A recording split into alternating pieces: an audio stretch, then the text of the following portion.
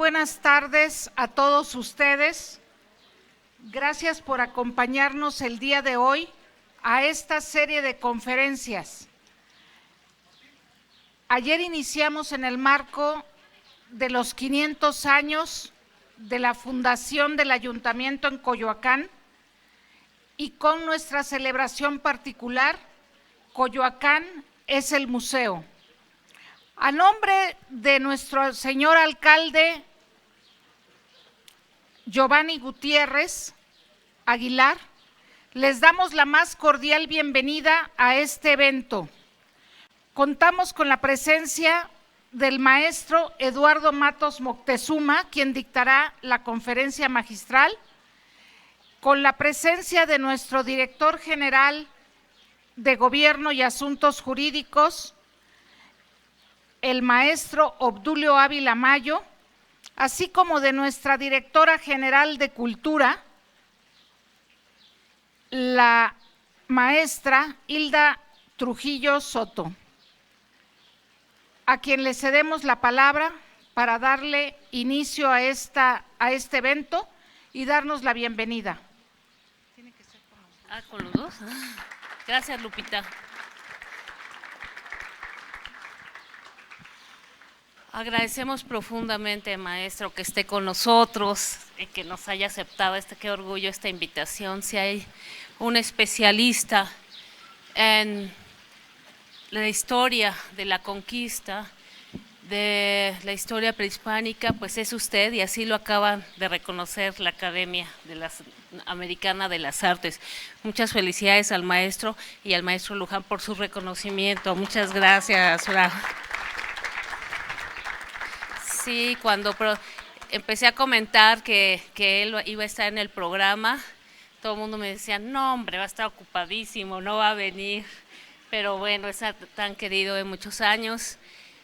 Y en estos 500 años de la fundación del ayuntamiento en Coyoacán, que por cierto, la palabra de y en al Consejo de Cultura, que está formada por casi 50 personas, estuvimos casi 3 horas debatiendo si era en o de, y es en Coyoacán. Ya les va a explicar el maestro Obdulio por qué. Y además, este programa de los 500 años se ha construido cada miércoles con el Consejo de Cultura y también en transmisiones en Zoom, en vivo, para llegar a esta programación cultural.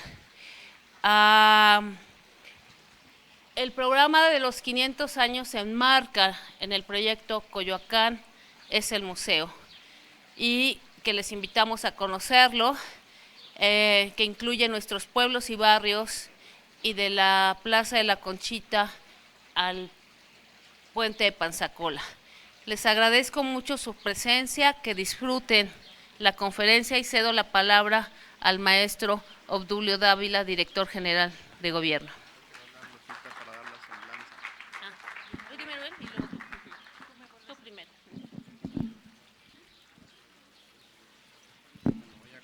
Aquí para que sea mucho más fácil maniobrar. Listo. Muy buenas tardes. Especialmente le damos la bienvenida al distinguido maestro Eduardo Matos Moctezuma. Sea usted bienvenido a la histórica y libérrima República de Coyoacán. Distinguido auditorio, quiero antes felicitar a Hilda Trujillo, quien sin lugar a dudas es no solamente una espléndida directora general de Cultura, sino que es la mejor gestora cultural que puede tener nuestra alcaldía de Coyoacán, y ya señaló que los 3 ejes en los que estamos enmarcando el 5º centenario de la fundación del ayuntamiento en Coyoacán es: 1, el inicio de una serie de intervenciones en el centro histórico, en nuestros pueblos y barrios, para hacer una mejora del entorno urbano. 2, un ciclo de conferencias, seminarios, exposiciones, feria del libro, la primera que tendrá lugar en Coyoacán, la Feria Internacional del Libro Coyoacán, la FILCO, y en tercer lugar, la instrumentación de la política denominada Coyoacán es el museo. En Coyoacán no hay un solo sitio o un solo museo. Hay distintos y magníficos, desde el ahora internacionalmente conocido como la Casa Azul, que ha llevado a un gran número de turistas cada vez en mayor afluencia a Coyoacán, hasta otros lugares como la Nahuacali y el Museo de las Intervenciones, calles históricas que tienen más de 5 siglos, iglesias en Coyoacán. Por eso el alcalde Giovanni Gutiérrez determinó la instrumentación de la política Coyoacán es el museo. Amable y paciente auditorio, todas las razones de la historia son múltiples, polivectoriales, incluso contradictorias. Desde el fondo de todo acontecimiento, la contradicción es una base de la reflexión. El encuentro de dos mundos, invención o la denominación que cada uno desde su postura determina, siempre será materia para replantearnos el enorme tema del destino y de la construcción humana ante lo ineludible, como lo plantearon ya los trágicos del pensamiento griego en sus más profundas acepciones. Heráclito de Éfeso sostenía que el encuentro siempre implica pólemos, padre y rey de todo. Un pólemos que es el conflicto entre los que se encuentran, un conocerse en el disenso para construir la historia y para reencontrarnos los unos con los otros. Marco Aurelio, el emperador romano, ya reflexionaba sobre el atardecer de hombres, dioses y pueblos, y Yursenar puso en la voz de Adriano la magnificencia de ofrecernos la nostalgia de los grandes momentos que se desvanecen con el tiempo. Las fundaciones de nuestra civilización no están exentas de esas contradicciones y de esos avatares que constituyen lo que somos ahora mismo todos nosotros. Ese uns alemán, ese nosotros, es uno de los goznes de lo que es capaz un pueblo, como lo asegura el lenguaje tojolobal, para sostener lo que es inmortal. Como lo decía el gran maestro Carlos Lenskensdorf, entre el canto y la expresión humana. Tenochtitlan es un lugar y es un tiempo. Sorprende pensar esa portentosa civilización bajo el significado del haber sido. El encuentro-desencuentro que se dio hace medio milenio tiene ecos que todavía repercuten en nuestra conciencia aquí y allá. La literaturalización de ese memorable acontecimiento requiere de un indispensable sosiego como el logrado por Salvador Madariaga en su magnífica obra Corazón de Piedra Verde. Rememoremos, por tanto, con el erudito, con el doctor, con el maestro Eduardo Matos Moctezuma, ese colosal instante de la historia de la humanidad en todo su esplendor, con vestigios y con huellas de esa grandeza que nos antecede. Así podemos reencontrarnos en las pistas claves de ese importante momento para saber hacia dónde vamos. Muchísimas gracias por su presencia y por la conferencia que dictará el día de hoy, maestro Matos. Sea bienvenido en nombre de nuestro alcalde y del pueblo de Coyoacán. Gracias.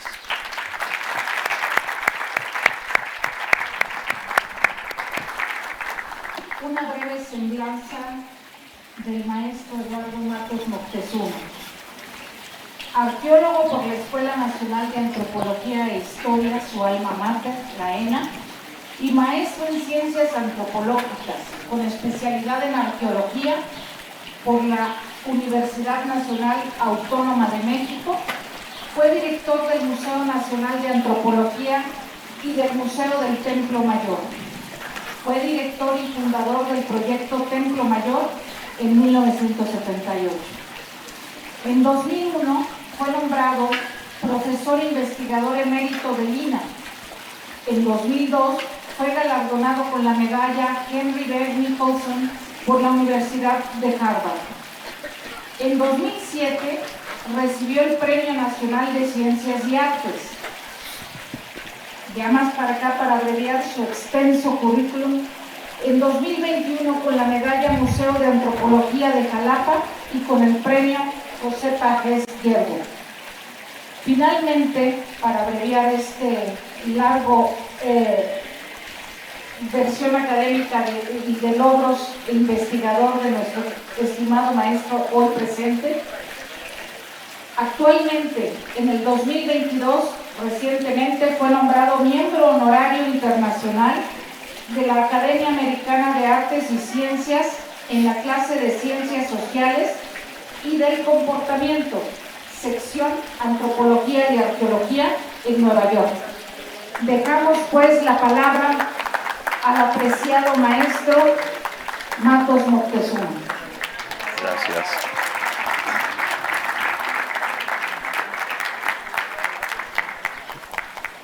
Cuando, ¿sí se oye? ¿Qué hacemos? A ver. Bueno, cuando Hilda Trujillo me habló hace no mucho y me planteó que diera una charla aquí, de inmediato, sin pensarlo más, contesté que con enorme gusto porque yo también soy coyoacanense y pues mucha parte de mi vida la he pasado aquí cerca de ustedes. Y cuando ella me dijo es que estamos celebrando los 5 siglos de la fundación del Ayuntamiento de Coyoacán y quiero que digas algo de eso, le dije, mira, no quiero hablar de eso porque hay, y seguro que en el público va a haber, personas que saben mucho más que yo. Mejor déjame de 1521 para abajo, que es mi especialidad. Entonces ya así lo acordamos y pues hoy voy a platicarles precisamente de eso que pues el año pasado tuvo una gran presencia, que fue esto de los 500 años de la conquista de Tenochtitlan y Tlatelolco, las 2 ciudades mexicas, ¿no? Entonces, preferí referirme a eso porque creo que hay allí toda una serie de facetas muy, muy interesantes. Antes de comenzar, quiero decirles que además sabía yo que me iba a encontrar aquí grandes amigos. Por ahí anda Bob con su inconfundible cámara tomando fotografías, es un gran fotógrafo. También hay amigos que me encuentro que a la vez son amigos de otras amigas que radican en Yucatán. Me encuentro además con esta cronista extraordinaria que actualmente tiene una institución dedicada precisamente a la historia. Y lo que sí fue inesperado y muy hermoso para mí es encontrarme al mejor museógrafo de México, mi amigo que está aquí, Miguel Ángel Fernández.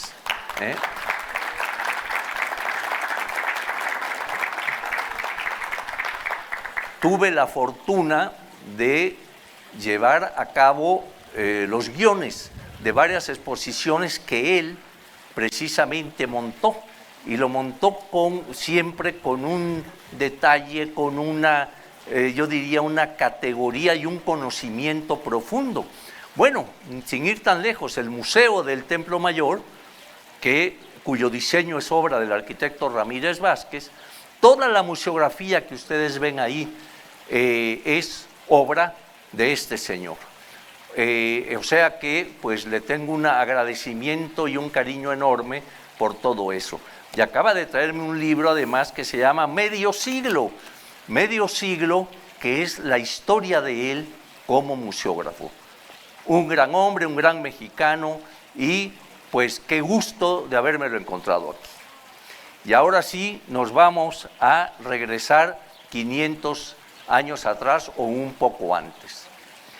Todos ustedes conocen y saben que en un momento dado, Hernán Cortés, desoyendo las instrucciones del gobernador de Cuba, de Diego Velázquez, se va a hacer a la mar.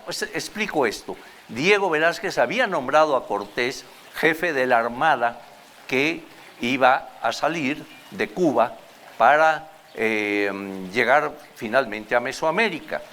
Pero en un momento dado, mientras se hacían los arreglos, los aparejos de las naves, etcétera, Diego Velázquez se arrepiente y entonces quiere ya quitar a Cortés. Esto llega a oídos de don Hernán y presto se hace a la mar. Se hace a la mar con 11 navíos y finalmente llega a costas de la península de Yucatán, de la isla de Cozumel concretamente. Ahí, como también ustedes saben, se entera de que ha habido unos españoles náufragos que 7 años atrás habían llegado, se habían salvado de un naufragio y habían llegado a tierras mayas. Se trataba, bueno, fueron varios, algunos fueron sacrificados, pero sobrevivieron 2, Jerónimo de Aguilar y Gonzalo Guerrero. Esto es importante porque van a jugar cada uno un papel muy importante en la historia de México. Hernán Cortés, relata Bernal Díaz del Castillo, escribe unas cartas y se las manda, las hace llegar a esos españoles que están por ahí náufragos y llegan a manos de Jerónimo de Aguilar. Jerónimo recibe estas cartas, se llena de emoción y va corriendo a avisarle a otro pueblo donde radicaba Gonzalo Guerrero. Llega allá con lo que para él eran gratas nuevas, ¿verdad? Y le dice: hermano Gonzalo, nos están esperando en la costa, vienen y nos invitan a que nos unamos a esa armada.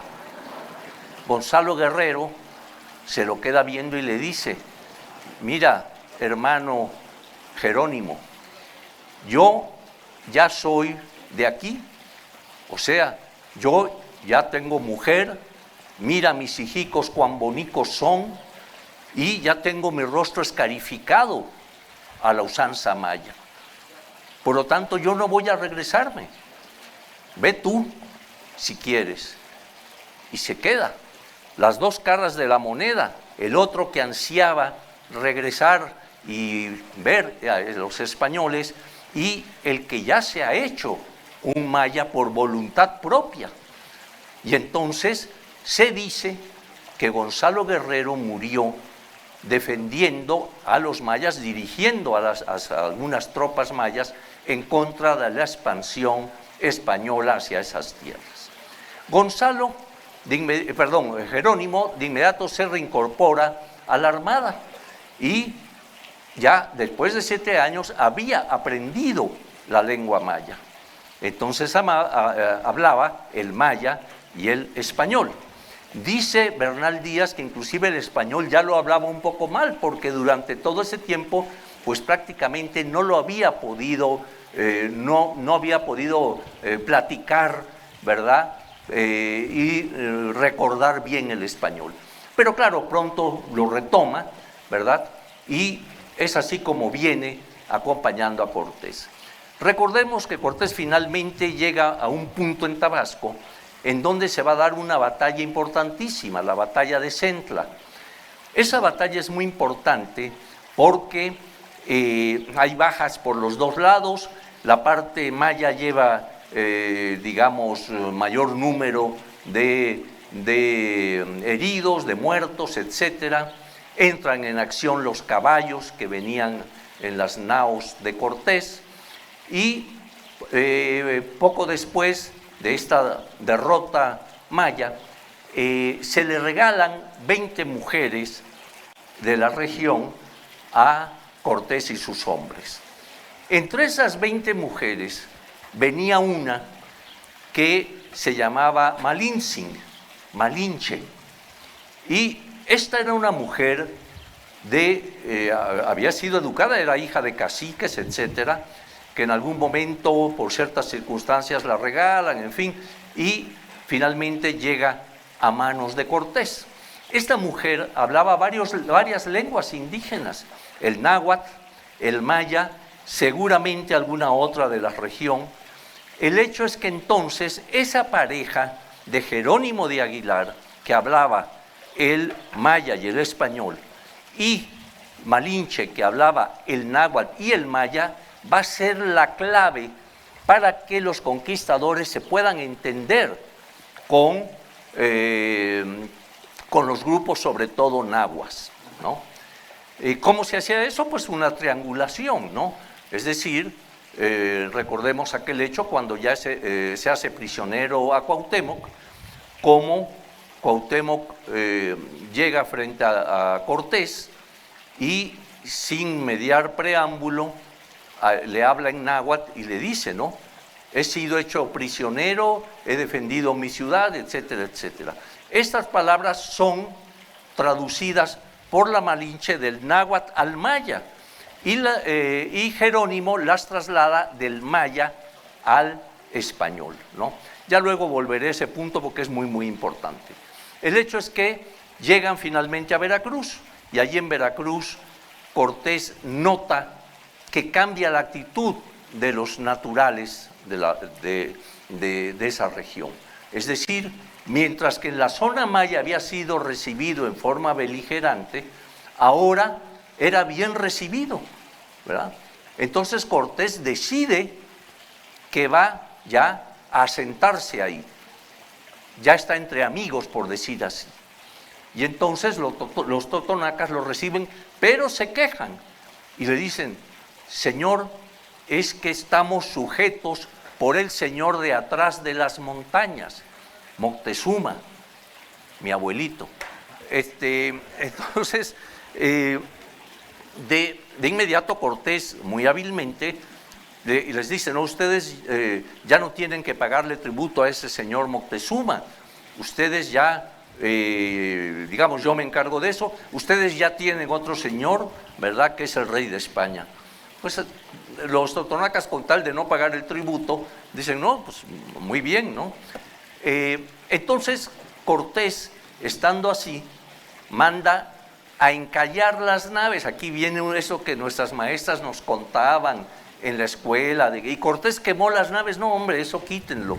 Jamás quemó las naves, las encalló, las embaró, porque tenía la idea que en algún momento dado, y así lo hizo después, iba a necesitar todos los aparejos de las naves para, digamos, para la conquista de México, para hacer los bergantines y todo aquello. En fin, el hecho es que entonces ya se establece ahí, ya siente que tiene el apoyo, lo van a ayudar con guerreros, con guías, le dan bastimentos, etcétera, y es así como Cortés entonces se decide a emprender la marcha hacia el centro de México. Y así lo hace. Empieza a... bueno, hay otra cosa que siempre se nos ha dicho, ¿no? Que los indígenas pensaban que era Quetzalcóatl que regresaba. Hay estudios recientes del náhuatl en donde se hace ver que la palabra teo o teteo, ¿verdad?, que se refiere a dioses y demás, tiene otras acepciones como gente de mar, gente del agua. O sea, que hay que tener cuidado con estas cosas que a veces se mencionan así un poquito a la ligera y que en realidad pueden tener otro contenido, ¿no? Bueno, el hecho es que Cortés empieza a avanzar y encuentra primero resistencia en Tlaxcala. No es bien visto por los tlaxcaltecas en un principio, ¿verdad? Hay enfrentamiento y demás, hasta que el Consejo Tlaxcalteca, recuerden una cosa, perdón, un paréntesis, que Tlaxcala era 4 señoríos independientes de Tenochtitlan. O sea, los tenochcas o mexicas era un pueblo expansionista tremendo que había conquistado muchos pueblos a los que les imponía un tributo en ocasiones muy severo, lo que va a provocar, como pasó con los totonacos de la costa, que en cuanto llega alguien en los que ellos ven esperanza de liberarse, pues se le unen. Y eso fue lo que pasó con los totonacas de la costa y Cortés. Inmediatamente se unen con tal de ya no pagar el tributo tremendo que les había impuesto Tenochtitlan. Entonces, esto va a pasar no solo con ellos, sino con otros pueblos. Pero volvemos, Tlaxcala era un señorío independiente, no había caído bajo el poder mexica, ¿verdad? Pero constantemente estaban, digamos, rodeados por lo que era el imperio mexica. Entonces, finalmente, el Consejo Tlaxcalteca acuerda apoyar a Cortés, ¿no?, en contra del mexica, que representaba un enemigo tremendo, ¿no? Y entonces los tlaxcaltecas pues apoyan decididamente y después vamos a ver, fueron miles y miles de contingentes indígenas que apoyaron a Cortés en contra de Tenochtitlan. Bueno, en ese momento Moctezuma había usado una táctica, una estrategia, y era la de enviar obsequios. Desde que llegan a Veracruz, a lo que hoy es Veracruz, les manda obsequios a los españoles, pero siempre el mensaje de sus embajadores era: aquí te mando todo esto, hay oro, hay plata, hay plumería, pero regrésate, vete, no avances. O sea, piensa Moctezuma que quizá con estos obsequios va a lograr que ya no lleguen al centro de México, ¿no? Cuando están en Tlaxcala se vuelve a repetir. Moctezuma manda nuevas embajadas con mantas, con oro, etcétera, y tenemos los relatos de todo esto en que se le dice a Cortés: mira, el señor Moctezuma te manda todo esto, pero ya no avances, ya regrésate, vete, ¿no? Claro, todo ese oro, toda esa plata, pues aviva más el interés de los españoles, ¿no? Y entonces Cortés pues va a continuar avanzando. Luego viene el fenómeno aquel de la matanza de Cholula en Puebla. Cholula era una ciudad que estaba controlada por Moctezuma. Entonces, al llegar ahí, los mismos tlaxcaltecas le advierten a Cortés y le dicen: cuidado, porque estas ya son gentes de Moctezuma, ¿no? Entonces, allí la historia no queda clara, ¿verdad? Porque se hace una matanza de cholultecas bastante severa, ¿verdad?, por una conspiración que se supone estaban haciendo para atacar a las fuerzas de Cortés. Es decir, la estrategia de Moctezuma, la primera estrategia, la de enviar obsequios, no funcionó. Entonces ahora toma la estrategia militar, pues vamos a atacarlos, ¿no? Entonces el hecho es que si fue real o no este levantamiento que se preparaba y demás, y al que Cortés se supone que se adelanta, o si fue una estrategia de Cortés para, siendo pueblo tributario de Tenochtitlan, hacer ver también su poder y demás, pues no queda claro. El hecho es que la matanza ocurre, eso sí, y Cortés continúa avanzando con muchos contingentes de Zempoala, tlaxcaltecas, etcétera, ¿no? Inclusive se le advierte que no vaya a pasar se le indica: por este camino no vayas a Tenochtitlan porque hay contingentes de Moctezuma aguardando ahí, mejor vete por esta otra ruta. Cortés hace caso, finalmente llega a Iztapalapa. Ustedes saben cómo entra en Iztapalapa. El señor de Iztapalapa era Cuitláhuac, hermano de Moctezuma, ¿no? Y entonces Cortés ya llega allí. Finalmente llega a Tenochtitlan, se da el encuentro entre Moctezuma y Cortés y se le va a alojar en el palacio del padre de Cuitláhuac y de Moctezuma, que había sido Axayácatl, ¿no? Entonces en el palacio de Axayácatl se designa que allí sean alojados los españoles y los contingentes que lo vienen acompañando indígenas. Así se hace y en un acto de audacia, Cortés, en una de las visitas de Moctezuma, lo va a detener. Lo mantiene sujeto en el palacio de Axayácatl, ¿verdad? Y ya no lo deja regresar a su palacio. Esto incomoda mucho, obviamente, a los mexicas, ¿verdad?, que no están nada contentos de que haya sido detenido su tlatoani. Y aquí abro un paréntesis para explicar ese término tlatoani. Este término que se le daba al gobernante, lo que nosotros llamamos presidente, viene del término náhuatl tlatoa, palabra, y significa el que tiene el poder de la palabra. Entonces, eso es lo que representa el gobernante máximo mexica, el cual tenía dos grandes, diríamos, poderes en sus manos. Era el gran sacerdote del templo, o sea, que manejaba todo el aspecto religioso, ¿verdad? Era el sumo pontífice de la religión, y por otro lado era el gran capitán del ejército mexica.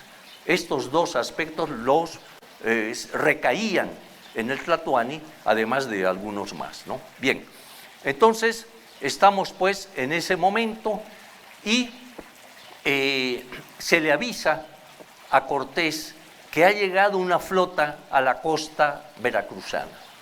Era una flota que mandaba Diego Velázquez, gobernador de Cuba, para detener a Cortés por aquello de haberse hecho a la mar sin el consentimiento de Diego Velázquez, ¿no?, del gobernador. Entonces venía al mando de ella Pánfilo de Narváez. Y Cortés de inmediato toma contingentes, se va a la costa para combatir a Pánfilo y deja al mando a Alvarado, Pedro de Alvarado, que queda al mando allí en Tenochtitlan. Entonces se va a dar un acontecimiento terrible, y es que viene la fiesta de Toxcatl, que era una fiesta en honor de Tezcatlipoca, también de Huitzilopochtli, y en la cual había danzas, ceremonias frente al Templo Mayor, por ahí, y resulta que se empieza a hacer esta ceremonia, hay danzas, se han ataviado los músicos, los danzantes, los participantes, con sus mejores joyas y demás, y entonces se relata cómo en un momento dado, Alvarado da la orden de que, primero, pues para los españoles esto era un acto, digamos, en honor de los demonios, porque así consideraban a los dioses aztecas, ¿no? Entonces, da la orden de que acaben con la fiesta y, claro, empiezan a despojar y a robar todas aquellas prendas de oro, de plata, en fin, arrebatárselas a los participantes, ¿no? Hay códices donde se ve cómo han sido atacados, están los cuerpos tirados, mutilados, etcétera, etcétera. Esto acaba de soliviantar al pueblo mexica, el cual inmediatamente al día siguiente ya está atacando el palacio de Axayácatl, donde residen los españoles, ¿no? Empiezan un ataque muy severo. Cortés se entera, se le manda avisar de que están siendo asediados, regresa después de vencer a Pánfilo, regresa de inmediato a Tenochtitlan, ¿verdad? Y empieza la defensa del palacio de Axayácatl, ¿no? Los españoles se dan cuenta que no pueden resistir. Son ataques muy fuertes, muy violentos, muy bien dirigidos, etcétera. Y Cortés llega un momento desesperado que le pide a Moctezuma que se asome la parte alta del edificio, del palacio, y que calme a las huestes mexicas. Moctezuma, y todo esto está perfectamente en Bernal Díaz del Castillo, en su historia verdadera de la conquista de la Nueva España, ¿verdad? Moctezuma agarra y le dice, a través de todo esto, claro, de Jerónimo y de la Malinche, agarra y le dice, mire, señor capitán, van a ser inútiles mis palabras, porque sé que han levantado a otro señor, han nombrado a otro señor en mi lugar, o sea, han nombrado a Cuitláhuac como nuevo Tlatoani. Entonces Moctezuma le hace ver eso, pero el otro insiste, no entiende y demás. Y entonces aquí viene también algo en la historia que no se conoce bien a fondo. Se dice por la parte española, por las crónicas españolas se menciona que Moctezuma va y se asoma al palacio y quiere calmar los ánimos, y que le empiezan a arrojar cosas, piedras con ondas, varas, en fin, ¿verdad? Y que una piedra le pega y lo hiere mortalmente. Esa es la versión española.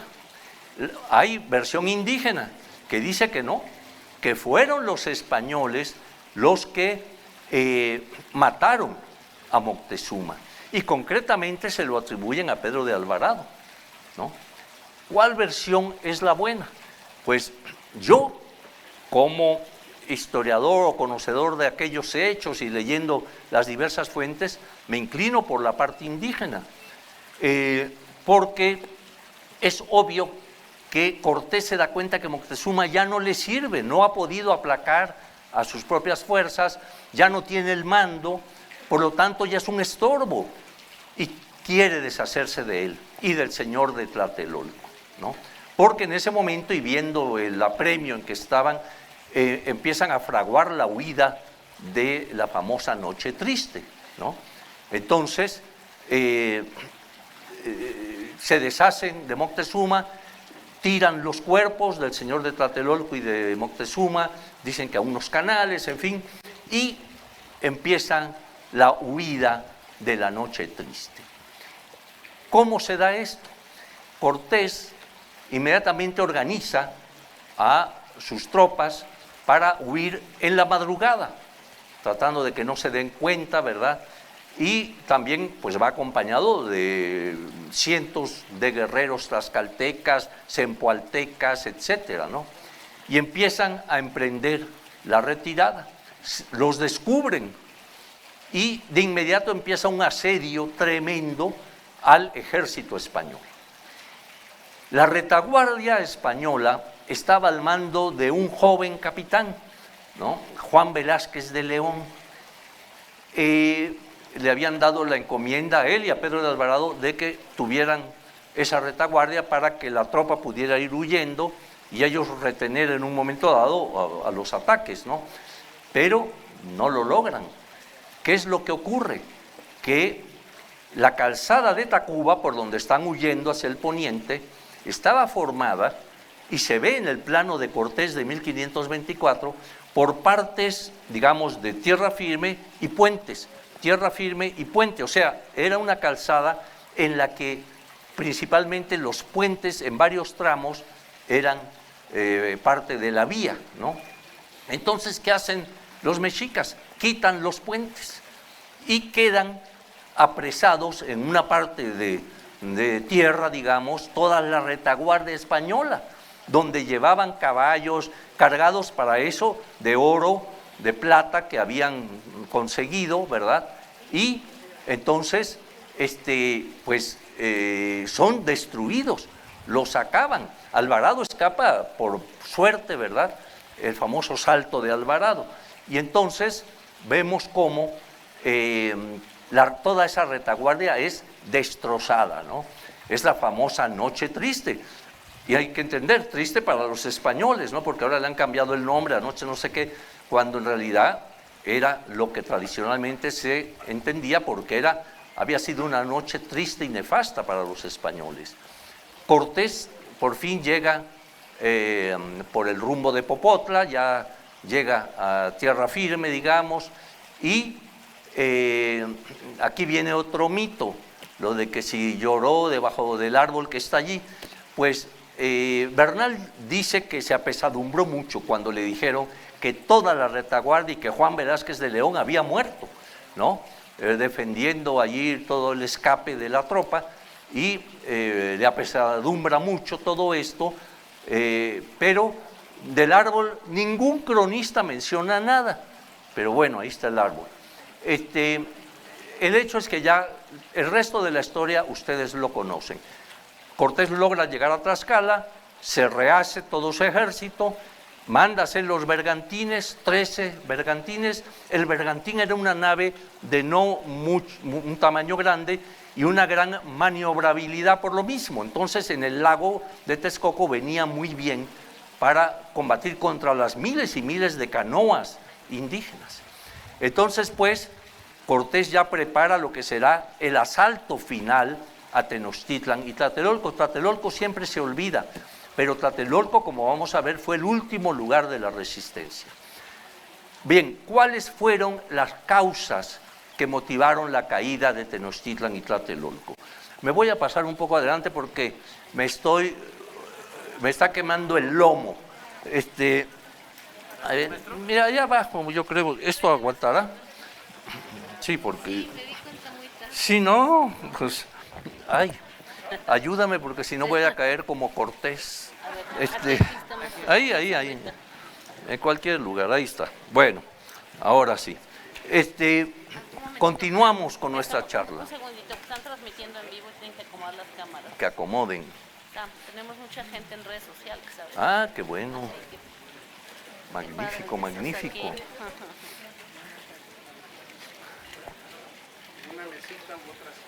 Bob. ¿Ya? ¿Listo? ¿Arrancamos? Sale. Bueno, seguimos con el relato. Ya me cansé de tanto caminar hasta Tenochtitlan, pero el asunto es que vamos a ver ahora entonces cuáles fueron las causas de la caída de las dos ciudades mexicas, ¿no? Hay 4 factores principales que yo he estudiado.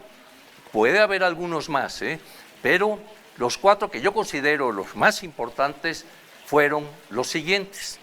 Primero, los psicológicos, que a veces el aspecto psicológico también está actuando. Y sabemos por las crónicas que entre los mexicas habían ocurrido 8 presagios, 8 supuestos acontecimientos que tenían muy apesadumbrada a la población, ¿no? Se habla, por ejemplo, de que un día apareció una luz en el cielo, un cometa, ¿verdad? Y se repetía su aparición, como ocurre con los cometas, y esto, claro, tenía preocupada a la población, que vaticinaba algo negativo para el imperio con esas apariciones, ¿no? Luego se dice que en un momento dado el lago se encrespó sin haber un aire fuerte que lo provocara, sino que de repente empezaba a soliviantarse a tal grado que las aguas invadieron algunas de las casas, en fin, pero sin haber razón para que hubiera ese alzamiento de las aguas, ¿no? Otra fue que se incendió uno de los templos, también sin haber habido motivo para ello. Otro más era que aparecían individuos de 2 cabezas y que al rato desaparecían, ¿no? Y aquí viene una leyenda muy interesante que va a pasar a la colonia, y es el de La Llorona. La Llorona se dice que era otro de los presagios, que aparecía una mujer en las noches gritando, sollozando y diciendo: ¡ay, mis hijos! ¿Qué va a ser de ellos? O sea, refiriéndose nuevamente como que algo malo le iba a ocurrir al imperio, ¿no? Entonces, de ahí se pasa a la colonia esto, y es lo que nuestras abuelitas nos contaban de La Llorona, la famosa Llorona, ¿no? También se dice, entre otras de estos presagios, augurios negativos, que capturaron en el lago de Texcoco un ave, una grulla, que en la cabeza tenía un espejo, y que se la llevaron a Moctezuma, y que en ese espejo se veía, si se asomaba, se veía primero las estrellas, etcétera, y después también que venía un ejército avanzando. Es obvio que quizá algunas de estas cosas nunca ocurrieron, pero sabemos cómo en el imaginario popular solo falta que pase algo, algún detalle, para que empiece a correr la voz y a engrandecerse y a cambiarse, etcétera, y aquello que empezó con algo que quizá no era muy importante, va tomando presencia hasta casi convertirse en una realidad, ¿no? Entonces estos presagios, según dice Sahagún, Fray Bernardino, tenían muy apesadumbrado al pueblo mexica. Entonces, cuando saben que vienen tropas enemigas, ¿verdad?, entre las que vienen pueblos indígenas no sometidos, como eran los tlaxcaltecas, y otros sí sometidos que se le habían levantado para unirse a Cortés y se han levantado en contra de Tenochtitlan, pues empieza a cobrar visos de realidad todo eso, ¿no? Ya ven, por eso se decía que vimos no sé qué y era el presagio, bueno, en fin. Entonces, por otro lado, un aspecto que debe haber pesado mucho fueron las muertes de dos tlatoanis, de dos gobernantes. Primero matan a Moctezuma, y esto debió ser, y se relata, cómo causó mucha tristeza cuando se enteran de la muerte del tlatoani. Aunque ya habían levantado a Cuitláhuac como jefe, sin embargo, la muerte de Moctezuma les apesadumbra mucho, y sobre todo para el ejército mexica debe haber sido un golpe fuerte, porque él era el capitán del ejército, ¿no?, que ahora iba a recaer en Cuitláhuac, ¿no?, y después en Cuauhtémoc. Entonces, todos esos aspectos, digamos, no quitan que el ejército mexica peleó, como lo reconocen los mismos españoles, con una bravura tremenda defendiendo sus ciudades, ¿no? Ahora bien, veamos el lado español. El lado español venían con una ansia de poder, con una ansia de, digamos, tener glorias, sobre todo en las batallas, como se acostumbraba en esas épocas, logrando tierras para la corona, conseguir prebendas ante la corona misma, o sea, que tienen ese espíritu de aventura, de que van a poder cambiar su situación, que no era nada buena, ¿verdad? Todos aquellos soldados pues venían de gentes que recolectaron allí por Cuba y demás, ¿verdad?, pero que no tenían tampoco así grandes posesiones ni nada, entonces querían lograrlo, todo eso. Por otro lado, no pierden a sus capitanes, mientras que el ejército mexica ha perdido a sus dos máximos generales, para que nos entendamos. El ejército español, Cortés, el mismo Pedro de Alvarado, Olid, todos ellos van a durar hasta el final de la conquista y después, ¿no? Solo Juan Velázquez de León, pues le tocó la mala suerte de que le encargaron la retaguardia y se lo echaron, ¿no? Entonces, traen completos a sus cuadros de generales, ¿no? Ustedes saben, para un ejército lo que es perder a su comandante máximo, pues es un golpe severo, ¿no?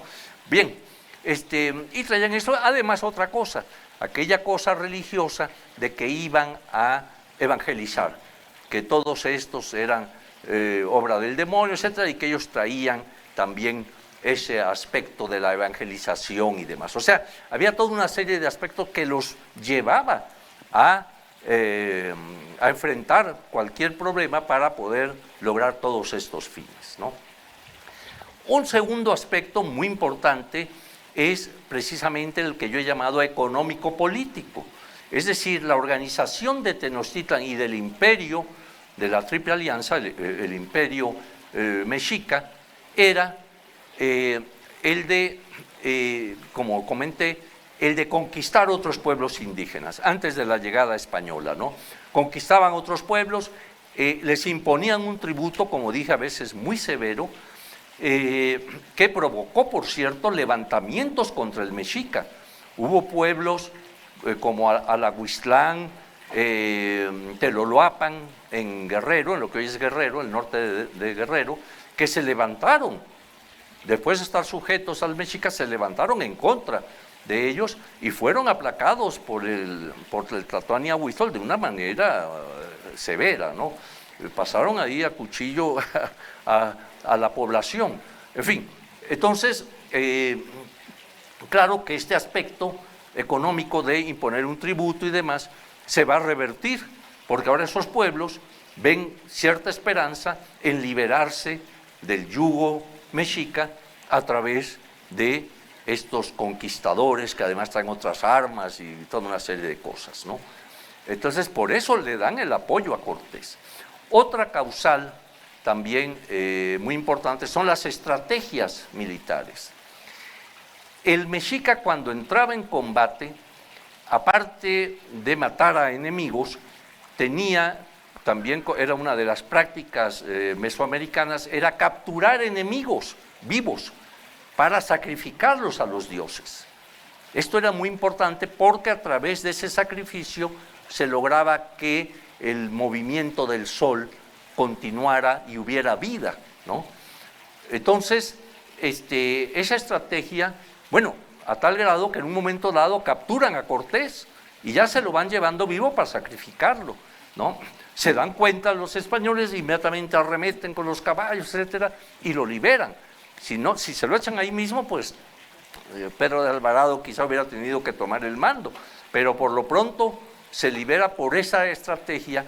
En cambio el español, sabemos, las guerras en Europa en aquellas épocas eran, pues mientras más daño infringías al enemigo a través de matarle soldados, pues mejor para tu causa, ¿no?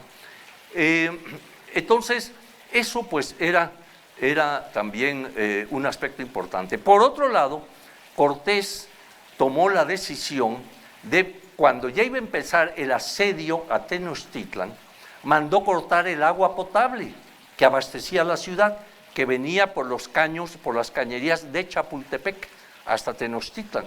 Entonces manda cortar estos ductos y deja a la población, todo, ¿no? Niños, todo, la población la deja sin agua, pero con los bergantines toma el control del lago, entonces no deja llegar por agua bastimentos a la ciudad, ¿verdad? Entonces la ciudad empieza a sufrir hambre, sed, etcétera, y el agobio militar, ¿no? El golpeteo militar que Cortés establece en 3 puntos. Uno de ellos es en la calzada de Iztapalapa, el otro en la calzada de Tacuba y otro un poco más al norte, ¿no? Con la misión de controlar las vías de acceso, la calzada de Tacuba, la de Iztapalapa, la de Tepe, en fin, o sea, tenerlas controladas para que tampoco por ahí llegue ningún apoyo, ni de militares, ni de comida, ni de agua, ni nada. Entonces aísla a la ciudad, ¿no? Esto pues va a tener una repercusión terrible, porque se nos relata cómo empezó a haber una hambruna muy fuerte, imagínense. Para eso viene, bueno, esa ya es una otra causal que ahorita hago referencia de ella, que es lo de las viruelas famosas, ¿no? Que le pega durísimo antes, digamos, un poco antes de esto, se extiende toda esta viruela y demás que causa estragos tremendos en la población indígena, ¿no? Que no tenía anticuerpos como sí lo tenían los españoles. Bien, entonces, esa es también otra causal, la de salud, que yo he llamado. Entonces, pues, imagínense cómo estaba esa situación. Además de eso, había caballos, por ejemplo, en el aspecto de armamento. Los españoles traían caballos, no eran muchos, tampoco, pero sí era, pues, en ese momento un arma formidable de movilidad, de avance, etcétera, ¿verdad? Traían, digamos, lanzas, arcabuces, en fin, espadas, todo esto. Algunos corazas, tampoco era así de que todos trajeran corazas, ¿no? Y por el lado indígena también había, claro, arco y flecha, había lanzas, había esta, diríamos como espada, era un palo con incrustaciones de obsidiana, ¿no? Filosísimas, que era un arma también muy fuerte, y hondas para aventar piedras, que eran muy buenos en eso, en fin. y las canoas, pero las canoas no podían moverse contra los galeones estos, los bergantines famosos.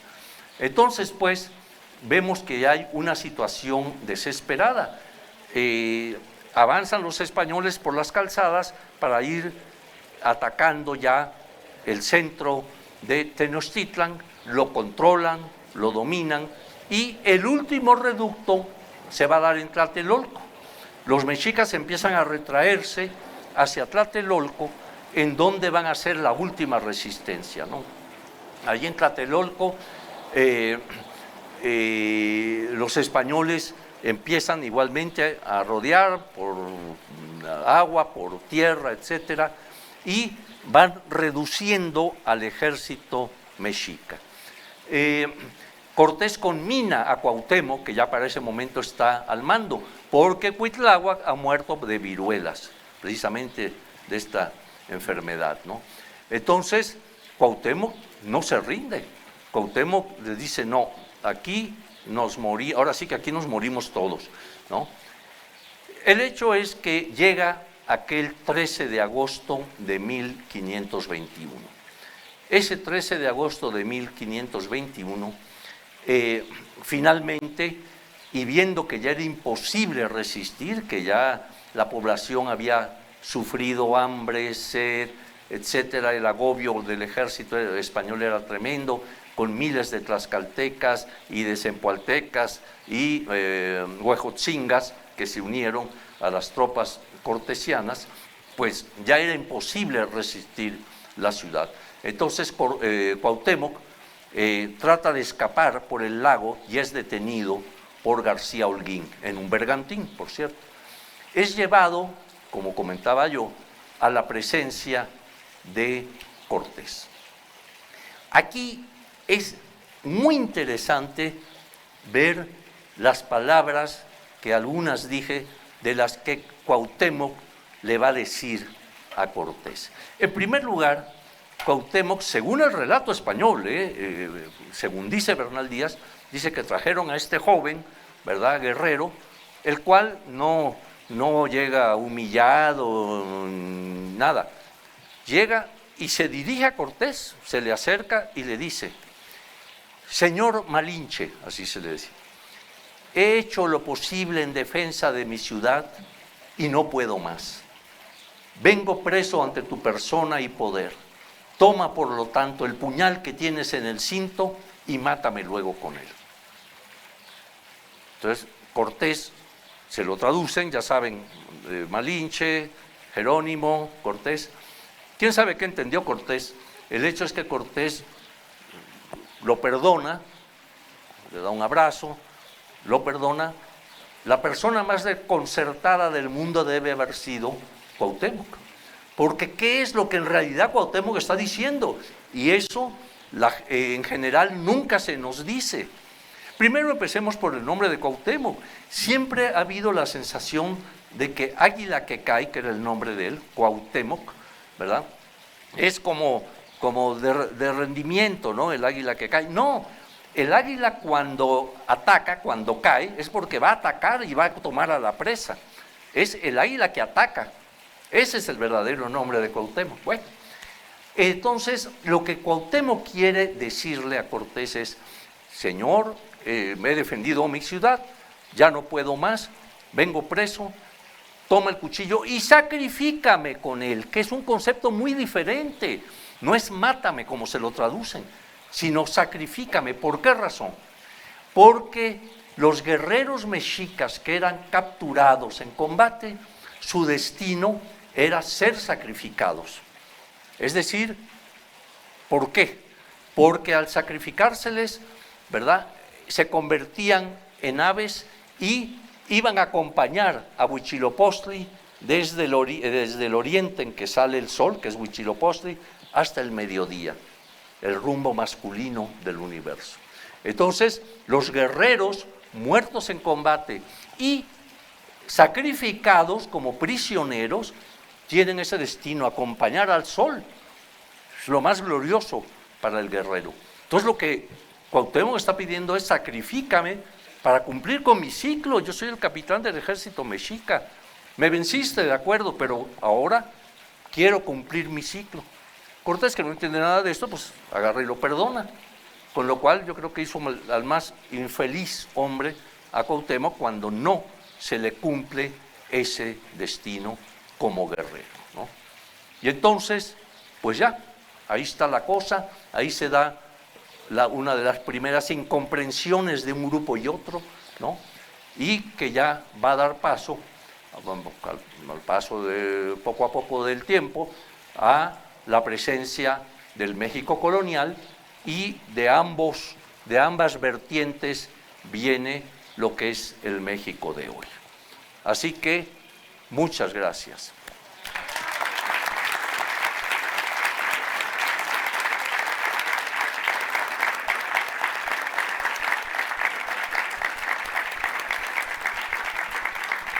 Muchas gracias, querido maestro. Bueno, qué tarde nos ha regalado conferencia magistral para nuestros 500 años. Qué regalo tan grande para presentar. Con gusto, con gusto.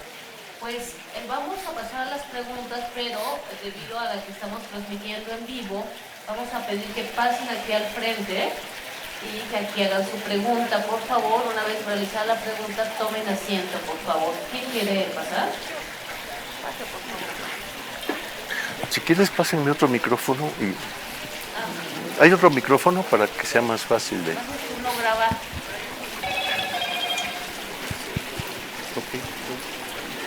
A ver, pásenle para... Sí, a ver, todas las preguntas son cortas, por favor. Sujeto, verbo y predicado. No conferencia, Buenas tardes, maestro. Gracias por permitirme hacer esta pregunta. Muy bien. Estoy muy emocionada de tener la conferencia. Maestro, hemos visto en el año pasado como las diferentes conmemoraciones de estos 500 años pues nos han mostrado conferencias, etc. Al paso de los años y viendo que muchas veces nos sentimos como traicionados o traumados por esa conquista, ¿cómo deberíamos de ver con un ojo crítico y objetivo lo que fue esa caída de México Tenochtitlan? Gracias. Gracias. Bueno, es una pregunta interesante porque, claro, ya han pasado 500 años y el doctor Miguel León Portilla acuñó el término de encuentro de dos mundos, que yo creo que es muy atinado, ¿no? Para poder entender ese proceso. Primero, entendamos que toda guerra, donde quiera que se dé, y lo estamos viendo actualmente en Ucrania, en donde quiera que se da, trae muerte, trae miseria, trae, en fin, toda una serie de aspectos terribles, ¿no? Para el vencedor y para el vencido, pero peor para el vencido, ¿no? Entonces, la toma de Tenochtitlan, que va a dar paso después a otras batallas para ya la conquista de todo lo que va a ser la Nueva España, la toma de Tenochtitlan pues no fue exenta de esto. Hubo muerte, hubo toda una serie de vejaciones, de cosas terribles, como traen siempre desgraciadamente las guerras. Entonces, muy bien, ya pasó esto, hay que analizarlo históricamente, hay que criticarlo desde el punto de vista histórico, con datos, etcétera, cómo fue que se dio, por qué se dio, en fin. Actualmente tenemos que aquilatar precisamente históricamente todo ese acontecimiento, ¿no? Que finalmente va a dar al México actual, ¿no? Entonces, el México actual nace, surge precisamente a partir de aquel encuentro de dos sociedades en general, la sociedad mesoamericana en general y la sociedad europea. Y va a dar este tercer elemento que somos los mexicanos, y en otros países igual, ¿no? Los peruanos, en fin. Entonces, tenemos que entender eso. Tenemos que ver que en su momento, pues, se dieron determinados factores históricos, así aconteció, y no olvidar cómo y por qué se dieron estos acontecimientos. Esto es muy importante, ¿verdad? siempre tenerlo presente, ¿no? Pero sí también entender de no tener rencores ya al paso del tiempo y todo, ¿verdad? Y andar exigiendo cosas al rey de España, todo eso no viene a cuento, ¿no? Pero en fin, tenemos que ver y respetar y conocer bien la historia, eso sí, porque si no, sí se presta a que se nos quiera decir algunos aspectos como el de los famosos 700 años de fundación de Tenochtitlan, lo cual es falso, ¿no? Entonces, hay que tener respeto por la historia, cómo se dio, analizarla, estudiarla y entender en qué momento estamos actualmente, ¿no?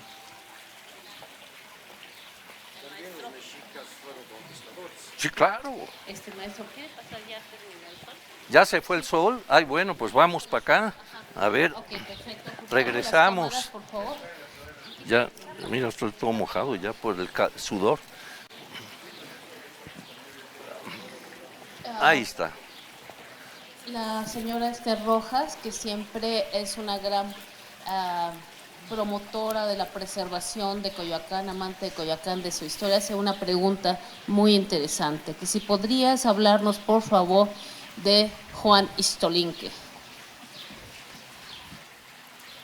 Muy poco conozco, realmente mejor que nos hable ella, porque yo confieso mi ignorancia, ¿no? De nuestros historiadores, ¿alguien quiere pasar a hablar de Juan Ixtolinque, Anita? Brevemente, que nos den una pequeña semblanza de Ixtolinque. Aquí viene. Por favor, váyanse acercando quienes van a hacer preguntas. Para que te capten la cámara. Bueno, Juan Ixtolinque fue el cacique de Coyoacán, el que le prestó gran ayuda a Hernán Cortés a su llegada, le dio hombres, le dio tierras. La tierra, el lugar donde está levantada la parroquia de San Juan Bautista eran propiedades de Ixtolinque, después de su esposa, doña Dominga, es todo un grupo familiar que a lo largo del tiempo le prestó no solamente apoyo y servicios a Hernán Cortés, sino también al marquesado durante los 3 siglos que duró el marquesado. Entonces, pues realmente yo en lo personal pienso que el Malinche de Coyoacán fue Ixtolinque. Gracias. Muy bien.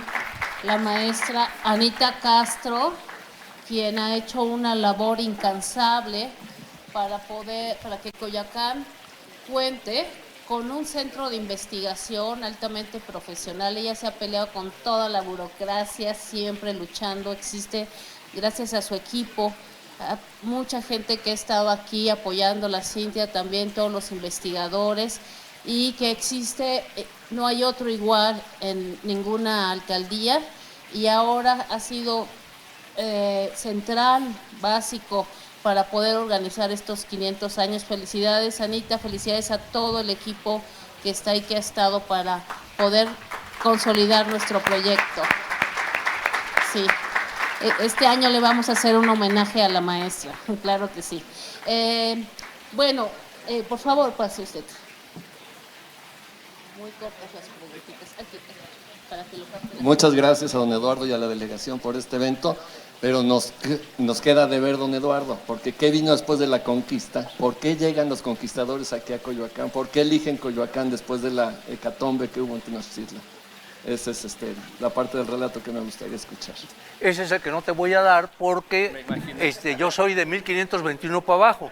Entonces, la maestra precisamente pues conoce mucho de eso. Pero en realidad podemos ver que Coyoacán era un lugar. Fue una provincia tepaneca, ¿verdad? De los tepanecas, de aquellos poderosos tepanecas. O sea, antes de que existiera el imperio mexica, el imperio que había en el Valle de México era el tepaneca, que estaba encabezado por Azcapotzalco, que era la cabecera del imperio.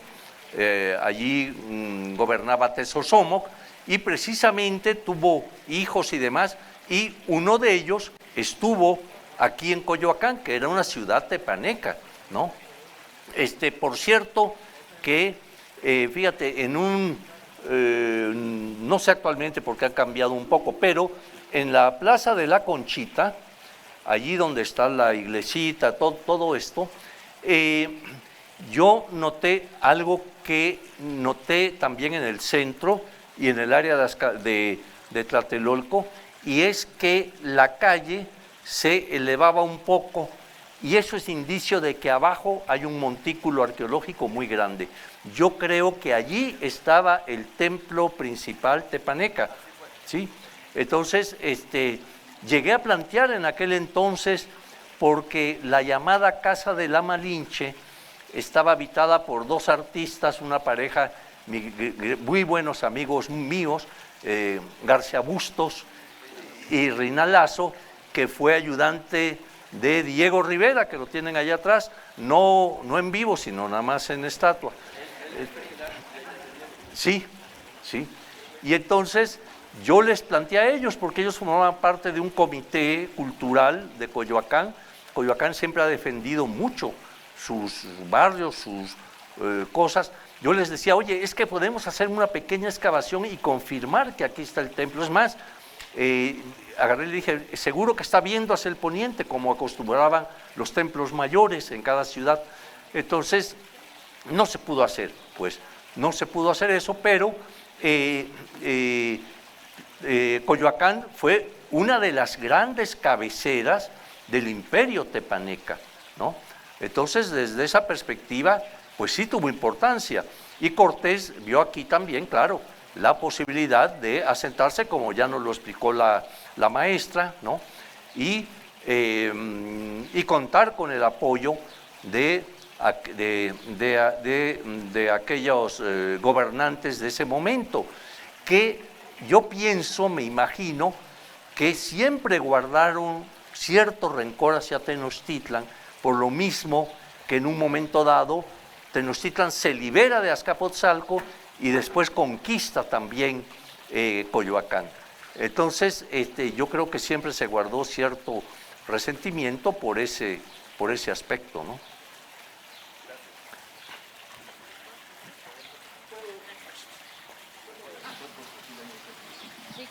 La pregunta fue del señor Roberto Fernández. ¿Está ahorita una persona antes que usted? Un momentito, por favor. Justamente de la aristocracia indígena que hoy tenemos, sobreviven nuestros pueblos y barrios que tenemos en Coyoacán, va a hablar la maestra Gilda Cubillo, quien va a ampliar este tema de cómo participó esa aristocracia indígena, Culhuacanes, el pueblo de los Reyes, San Pablo Tepetlapa, entre otros, y vamos a tener aquí esa explicación de esa alianza de la aristocracia indígena con Cortés, con Hernán Cortés. Tenemos otra pregunta, por favor. Si quiere dar su nombre antes de la pregunta. Pasa aquí, por favor. Aquí como lo estaba yo. Ajá. Muy buenas tardes, mi nombre es Daniel Fröhlich.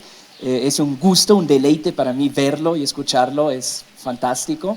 Y mi pregunta es, siempre cuando caen las grandes ciudades, como sucedió con Tula o con Teotihuacán, implica grandes cambios geopolíticos en todo aspecto, en toda la región. ¿Cuáles fueron las implicaciones de la caída de Tenochtitlan en el resto de Mesoamérica y quizás también Centroamérica, si las hubo? Gracias. Bueno, es una pregunta interesante, porque miren, el enemigo a vencer, cuando Cortés llega, se da cuenta que el enemigo a vencer es el imperio de la Triple Alianza, es decir, la unión entre Tenochtitlan, Texcoco y Tacuba, que formaban todo ese imperio tremendo que había sometido a muchos pueblos indígenas de otras regiones. Entonces, la primer parte de la conquista va a ser precisamente vencer al mexica por lo que está representando. Entonces lo logra en un momento dado. Las repercusiones, que es lo que tú preguntas, pues a partir de ese momento y habiendo vencido al en ese momento al principal imperio, ¿verdad? Ya se abría la puerta a la segunda parte de la conquista, que es la que tú mencionas. O sea, entonces Cortés, ya contando con contingentes indígenas, va a poder empezar a planear la conquista de lo que será la Nueva España. Entonces, hay contingentes que se van hacia el norte, ¿verdad?, de soldados españoles con miles de contingentes indígenas, ¿no? Y se van hacia el sur, se van hacia Oaxaca, o sea, llegan a la zona maya, con Montejo y todos estos, ¿verdad? Pero algo interesante es cómo a partir de que cae este imperio, que era el que iba o representaba ese poder que impedía la conquista española, una vez lograda esta, pues claro, se abre la puerta, no tan fácilmente, pero se abre la puerta para poder continuar la expansión a toda Mesoamérica. Entonces las consecuencias fueron esas, que ahora podían expandir la conquista, el aspecto tanto del ejército como religioso hacia esas otras regiones, ¿no? Ese fue el gran, digamos, el gran paso que se dio a partir de que se logra conquistar Tenochtitlan y Tlatelolco, ¿no? Si no, siempre iba a ser un enclave ahí que iba a costar, iba a ser difícil lograrlo. Tenían primero que vencer ese reducto para después. Entonces, esas son las consecuencias. Una vez logrado, viene la expansión hacia todo el área mesoamericana a través de esos dos aparatos, el militar y el religioso, ¿no? Porque acuérdense que también el aspecto religioso venía inmediatamente atrás, destruyendo ídolos, destruyendo edificios, etcétera, por considerarlos obra demoníaca, ¿no?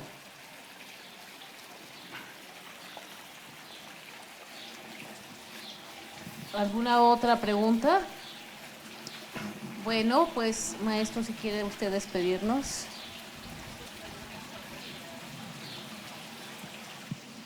Más que despedirlos es agradecerle en nombre del gobierno de Coyoacán, de verdad muy complacidos por esta conferencia magistral acerca de las posibles causas de la caída de Tenochtitlan. Creo que el interés está manifiesto, ya hizo la precisión de que es coyoacanense también, pues no les digo bienvenido a casa porque es de casa, sino esperamos que continuamente esté aquí en su casa. Hasta pronto, maestro. Qué amable, don Obdulio, muy amable.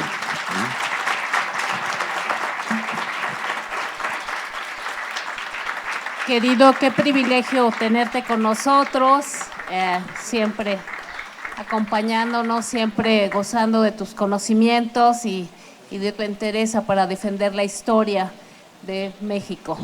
Muchas gracias a todos. Les recuerdo que aquí está José Luis Pepe Vargas, que es el autor, artista, diseñador de nuestro diseño 500 años, el cual se ha construido, es decir, los 500 años. Pepe, un aplauso para Pepe, por favor. Ya también está diseñando los muebles urbanos, para biciestacionamientos, está haciendo una investigación maravillosa y también lo vamos a invitar a una conferencia para que explique toda esta investigación para llegar a esta imagen. Les recuerdo que tenemos el concierto con nuestra orquesta sinfónica, concierto mexicano. Vamos a tener el privilegio de escuchar La Noche de los Mayas de Silvestre Revueltas. También vamos a tener el día de mañana una gala de danza mexicana con ballet del siglo XX de Guillermo Arriaga Los Gallos, la danza del venado de Waldín y muchas otras. Es una compañía que es coyoacanense, neoyorquina, fantástica. Tendremos el sábado y el domingo, vamos a tener música novohispana, la película La Malinche de Margarita Hernández, también Cabeza de Vaca de Nicolás Echeverría. Nos van a acompañar estos dos grandes directores para hablar de sus películas. Tenemos las conferencias, va a hablar Alberto Peralta de los callejones, una investigación muy importante de los callejones de Coyoacán. la doctora Gilda Cubillo sobre la aristocracia indígena, Pavel Granados, director de la Fonoteca, sobre Agustín Lara, Becca Duncan sobre la preservación del patrimonio. En fin, consulten nuestras redes sociales, acompáñennos, y este es el inicio de 3 años que es lo que va a durar la conmemoración de los 500 años, desde luego siempre iniciando con nuestra historia prehispánica, desde Cuicuilco, pasando por Copilco, el Imperio Tepaneca, hasta después el Novohispano, el México independiente con Francisco Sosa y toda esa Ateneo de las Artes que inició Francisco Sosa, siglo XX, nuestros artistas, Ciudad Universitaria, el Estadio Azteca. Así que por favor, acompáñenos, es el inicio también de este proyecto que dura 3 años para convertir a Coyoacán en un museo. Coyoacán es el museo, muchas gracias, y ahora vamos al concierto. Gracias, maestro, gracias.